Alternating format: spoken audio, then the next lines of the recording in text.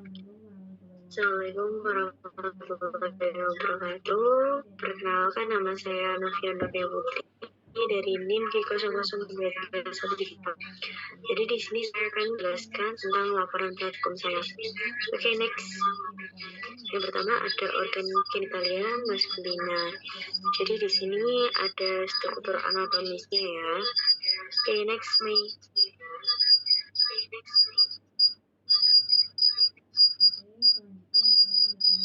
Oke, selanjutnya ada mekanisme ereksi dan ejakulasi. Yang pertama ereksi, yang kedua itu ejakulasi dibagi menjadi dua, emisi dan ejakulasi.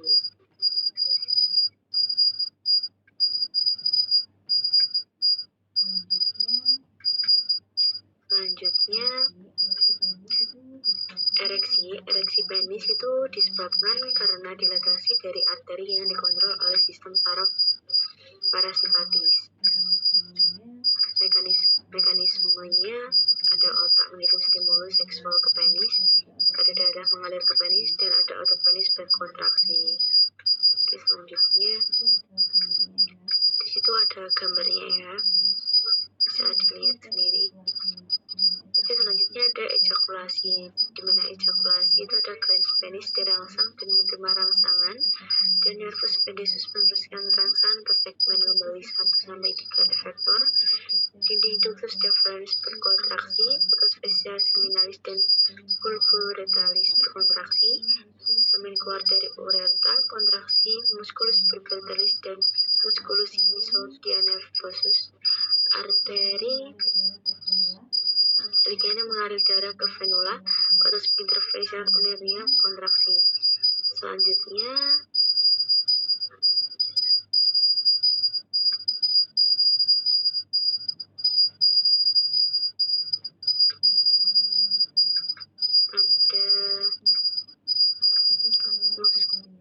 ada granula aksesoria. Granula aksesoria yang pertama ada granula prostata.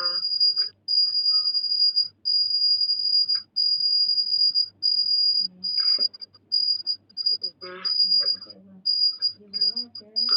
ulang. Yang pertama ada vesicula seminalis. Umumnya dua organ berbalus terletak pada permukaan posterior vesicula urea, ductus efferens di sisi medialnya. Fungsinya menghasilkan sekret yang ditambahkan pada cairan semen. Sekret mengandung fruktosa untuk nutrisi sperma dan prostaglandin untuk motalitas sperma. Dindingnya berkontraksi untuk selama ejakulasi mendorong isinya ke ductus ejaculatorius, sperma keluar ke uretra. Selanjutnya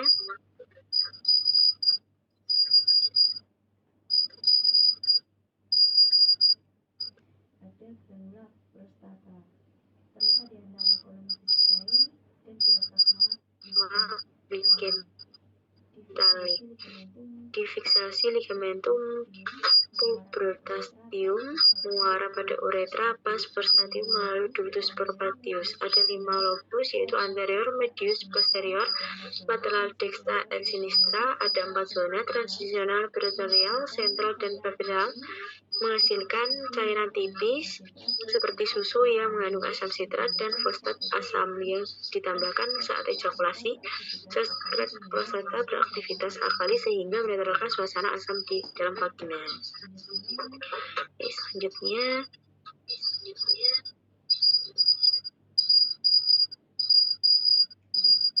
ada granula pubertalis terletak di dalam diafragma orogenital di bawah musculus sphincter uretra externum. Salurannya akan bermuara pada uretra pas pulmonosa, homolog dengan granula vestibularis mayor pada wanita. Fungsinya menghasilkan sekret pada fase ekskresi cairan mukus untuk pelumas sebagai pengukuran seksual. Selanjutnya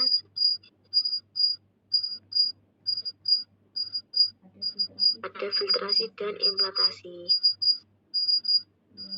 Yang pertama ada gimana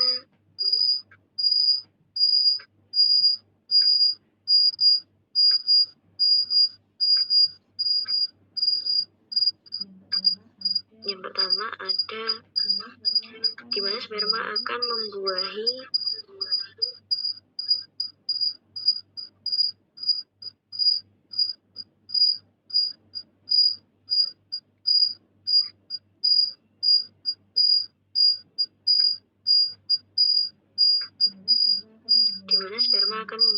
menembus corona radiata melalui enzim-enzim terikat membran yang terdapat dalam membran plasma kepala sperma dan berikatan dengan reseptor CV3 di zona Pleusida.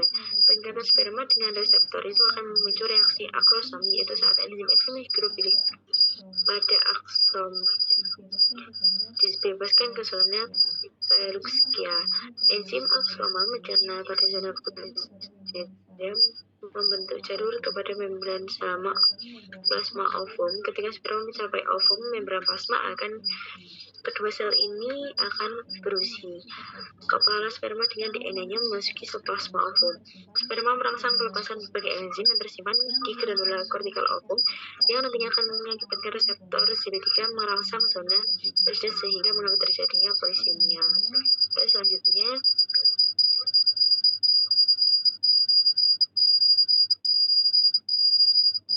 transport siklus, di mana yang pertama itu ada massa di dalam sel ditakdirkan untuk menjadi janin, ada trophoblast menyelesaikan implantasi dan perkembangannya menjadi plasenta di bagian janin, ada implantasi, ada endometrium uterus, ada ovulasi, ada filtrasi dan ada pembelahan. Oke, selanjutnya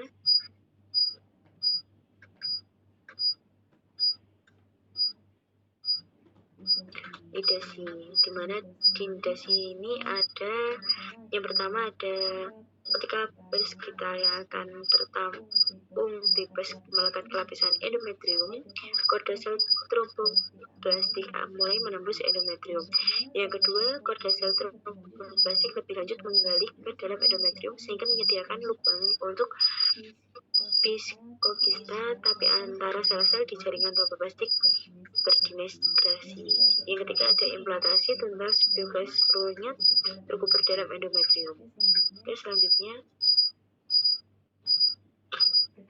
berkemih.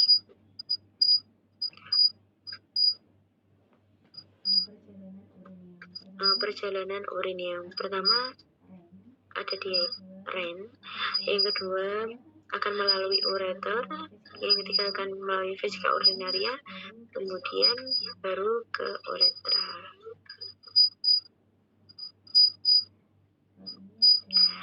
Nah, ini ada REN, di mana itu ada cortex renalis, medulla renalis, columna renalis, piramida ginjal, taut cardiomedularis, papilla renalis, lobus renalis, capsula fibrosa. Di situ juga ada calyx mayor dan calyx minor, pelvis renalis, arteria renalis itu yang ditandai dengan warna merah, dan vena renalis yang ditandai dengan warna biru ya. Kemudian di situ juga ada ureter, di bawah sendiri itu kelihatan di sampingnya di bawahnya vena renalis ya. Oke, next.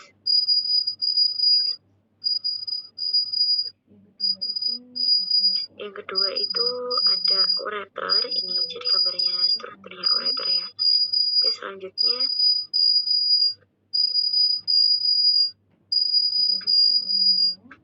ada vesika urinaria. Selanjutnya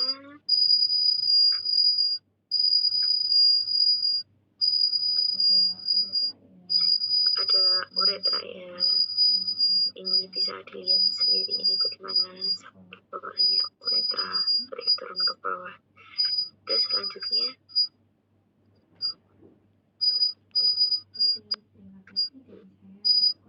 oke, terima kasih dari saya. Assalamualaikum warahmatullahi wabarakatuh.